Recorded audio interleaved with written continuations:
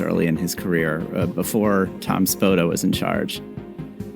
I took office January of 2022, and we sort of hit the ground running. Around 18 months later, in July of 2023, prosecutors charged a Manhattan architect with the murder of 3 of 11 unsolved murders. Currently, which is almost 2 years after he was arrested and charged for the first time, Rex Heuermann faces 7 murder charges. Prosecutors now believe he is the Long Island serial killer that has committed crimes against young women dating back to 2003, which is over 20 years ago. The astonishing thing is that barely a month after taking over the case, the new district attorney, who was simply reviewing the case, had come up not only with an actual suspect, but with a face and a name. Our first meeting in the task force was February 1st of 2022 and March 14th of 2022. It was the day that the name first came up. Rex Heuermann. I got nightmares in my head, I fear. Thoughts build up until I can't feel. My mind fills up into a creature, and it haunts me somewhere much deeper. I got nightmares in my head, I fear.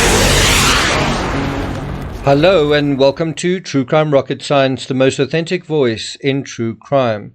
Welcome to another review of yet another show that has been on Netflix dealing with one of the high-profile cases that we've covered over the course of the last year or so. Look out for the Rex Heuermann playlist on this channel. I'll put a link at the end of this episode as well as in the description. The Gilgo Beach Serial Killer series has 61 videos. And there's another playlist, the Rex Heuermann Deep Dive series, that's a series of 20 videos. Good quality as well. So what was the breakthrough in this case? How did one prosecutor move heaven and earth? And couldn't this strategy of snap, just like that, reviving the ice-cold Long Island serial killer case, couldn't that strategy be used with similar effectiveness in other cases, such as the Ramsey case or the McCann case? Before we get to that, if you haven't subscribed to the channel, please do. If you're really enjoying this kind of review and you want me to do another one, please let me know in the comments. If it's not really your cup of tea, let me know as well. If you're finding this analysis worthwhile, please do hit the thanks button. Bear in mind, I don't really do lives, although I might be covering the first days of the Lori Vallow trial starting next week, Monday, so look out for that. If you've never hit the thanks button, please consider doing so, and let's get started. So, for years, over a decade, Suffolk County had several sets of human remains on Gilgo Beach. By the way, I've been to Gilgo Beach, I've been to Massapequa Park, and I've stood in front of Heuermann's office in Midtown Manhattan, in fact, right by that trash container as well.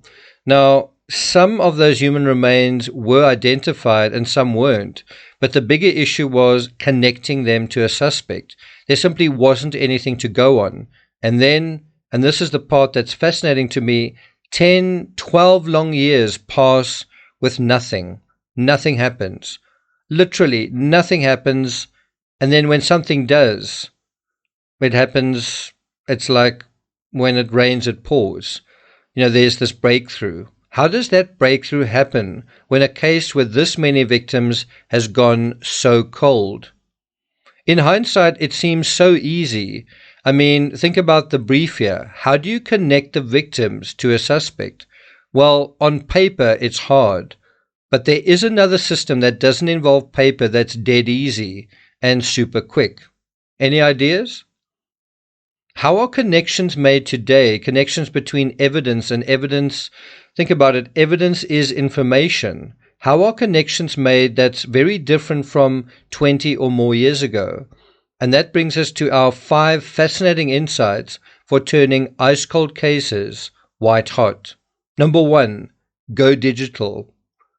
Does this look familiar? It reminds one of the Ramsey case files, right? Of course, when we got there, it was about 12 years in the making, so a tremendous amount of materials. So this district attorney isn't saying or thinking we do not have sufficient evidence. He's thinking we do. And guess what? They did.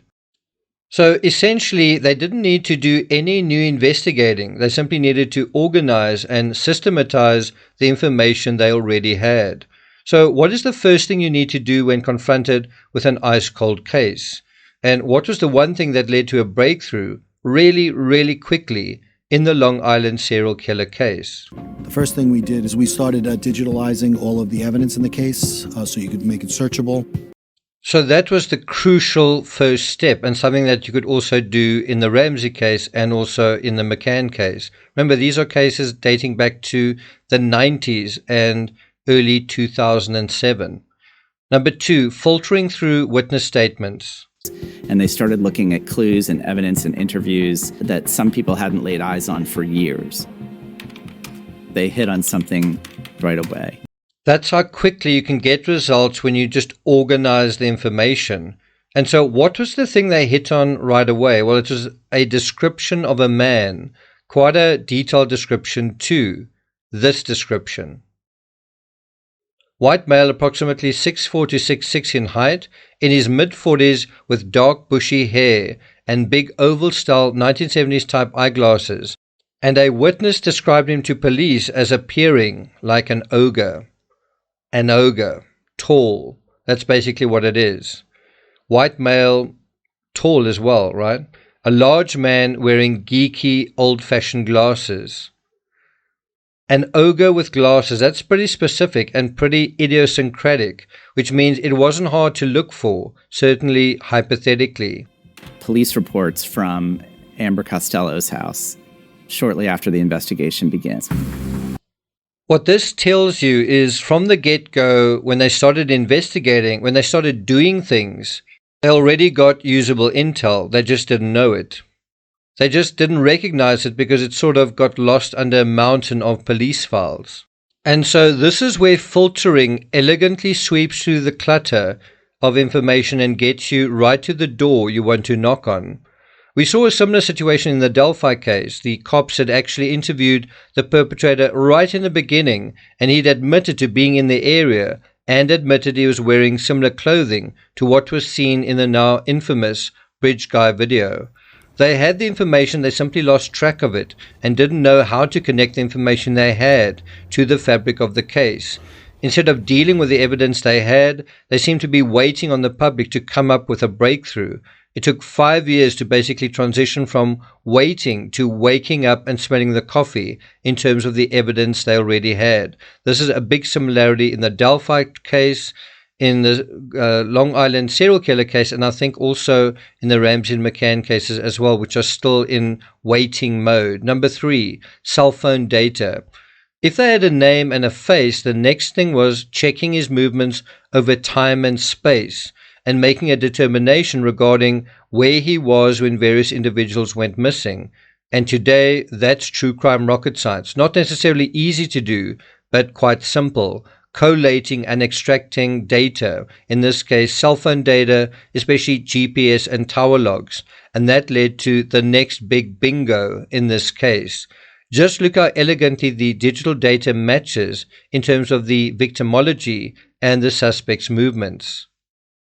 That brings us to number 4, vehicle data. The eyewitness data and the cell phone data could in turn be reinforced with an additional layer of data, an eyewitness account regarding the vehicle the ogre was seen driving. Did the ogre ever own a distinctive dark green Chevrolet Avalanche? Turns out he did. And here it is in 2011 and 2007. And that brings us to the 5th and final point, joining the dots. All of this is compelling, but it's still fairly circumstantial. What about more direct evidence? And this is where new investigative work, good old-fashioned police work, but also boots-on-the-ground stuff was needed. Does the suspect have an alibi? When did the murders happen? When was Huerman's wife out of town?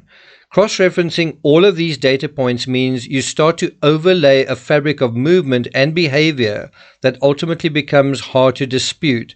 And the final step then is basic police work. And once you did the painful work of setting up those timelines, well, guess what? It turned out Asa went on trips not once, but every time a victim vanished. So can you see, Asa has an alibi, but Huerman doesn't.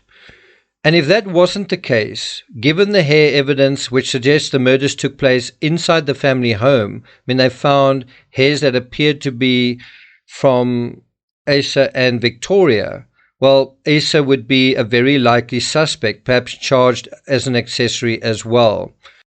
So the question arises, does any evidence such as DNA connect him to the victims? Well, take the evidence you have, DNA in this case, test it, track it, and there you have it. A case that basically comes back, poof, seemingly out of thin air. And after gathering evidence from the victims, the cops got DNA from Huerman when he threw away a pizza into a bin in Midtown Manhattan. I think they also got DNA off a energy drink can that Victoria was drinking during a trip on the Long Island Railway that connects Manhattan to Massapequa. I've actually gone on that railway, on that train myself. So the cops were following Huerman, tracking him, and then they seized his DNA from, this pizza box that he'd thrown away. And this happened about a month after I was in exactly the same area. I'd been staying in a Holiday Inn a few hundred feet from the bin outside Huerman's office. I would argue you can do precisely this, use precisely this strategy to solve the Ramsey case, and in the same time frame, in a matter of weeks. But I don't see that happening, not for a lack of evidence, but because of sensitive legal restrictions, issues such as the public interest, the fact that the statute of limitations has expired on many of the charges, but most important, a lack of genuine will from the principal people involved. We see here in the Long Island case that a new district attorney comes on board and they basically crack the case within weeks. Why? Because somebody wants to. In other words, what I'm saying is, if people want to solve a case, they can. I mean, people at the top. And they did this in the Long Island case. The problem isn't a lack of information or a lack of evidence. The reason the Ramsey case isn't solved is because that's collectively, and I guess legally, how the powers that be want the case to be. At least, well, that's my opinion. I mean, it's also possible that the folks in charge simply don't know how to interpret the evidence they do have, but I'm not sure I believe that. Nah, I don't believe you believe that.